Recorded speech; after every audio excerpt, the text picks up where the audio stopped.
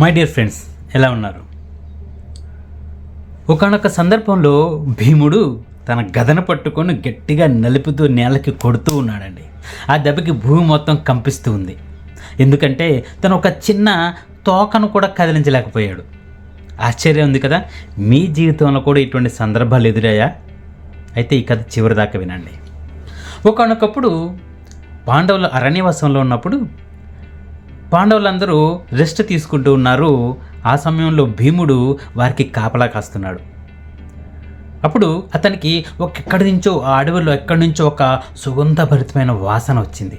ఆహా, ఎంత కమ్మగా ఉంది ఈ వాసన, ఇది ఎక్కడి నుంచి వస్తుందని కనిపెట్టాలని ఆ వాసన వచ్చే దారిలో ఆ డైరెక్షన్లో వెళ్తూ ఉండగా ఒక దగ్గర ఆ దారికి అడ్డంగా ఒక పక్కన ఒక కోతి పడుకొని ఉంది.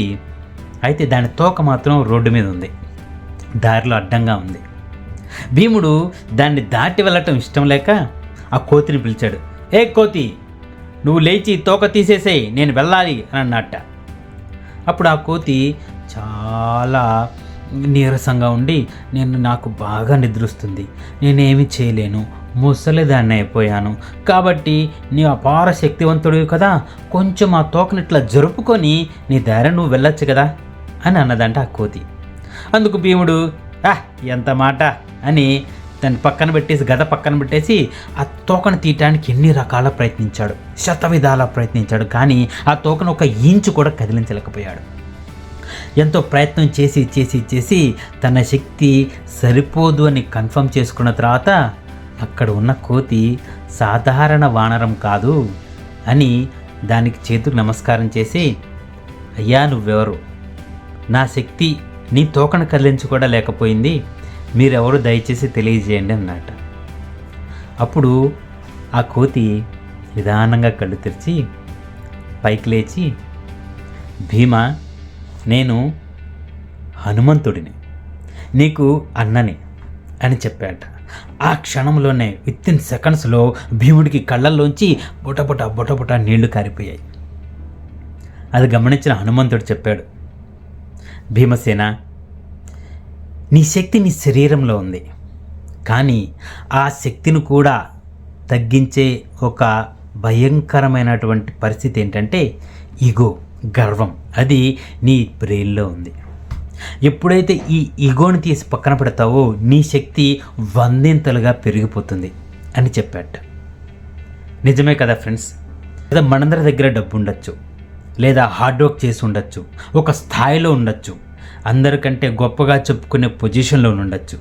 కానీ ఎప్పుడైతే ఈ తలలోకి ఆ గర్వం, ఈగో అనేది ఎప్పుడైతే ప్రవేశిస్తుందో అప్పుడు నువ్వు వెళ్ళే ప్రయాణంలో, నువ్వు ఇంకా పైకి ఎదిగే ప్రయాణంలో ఒక చిన్న గడ్డిపోస అంతటి ఇబ్బందిని కూడా దాటుకోలేకపోతావు.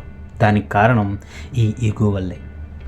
నేను మాట్లాడితే నాకేమొస్తుంది, వాళ్ళతో నేనెందుకు మాట్లాడి, వాళ్ళు నాకంటే చిన్నవాళ్ళు, వాళ్ళకి నాకు లెవెల్ సరిపోదు, వాళ్ళ లెవెల్ ఏంటి, నా లెవెల్ ఏంటి, ఇటువంటి ఎప్పుడైతే ఆలోచిస్తామో అప్పుడు ఒక రకమైన అశాంతి మనసులో తయారవుతుంది. ఫ్రెండ్స్, ఒక్కసారి ఆ మిథ్య వంటి ఆ గర్వం అనే ఒక ఆలోచనని తీసి పెట్టండి. చిన్నవాళ్ళని పెద్దవాళ్ళని సమానంగా చూసి మాట్లాడండి. అప్పుడు మీ మనసు చాలా తేలికగా మారుతుంది.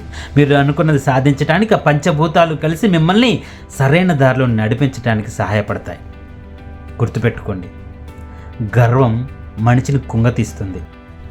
మై డియర్ ఫ్రెండ్స్, బలంగా ఉండటమే గొప్ప కాదు, వినయంగా ఉండటం అంతకంటే ఇంకా గొప్ప. ఈ కథ మిమ్మల్ని కదిలిస్తే, ఇటువంటి కథలు మీకు కావాలనుకుంటే subscribe to our channel doctor Mannaganti. Thank you for watching this video.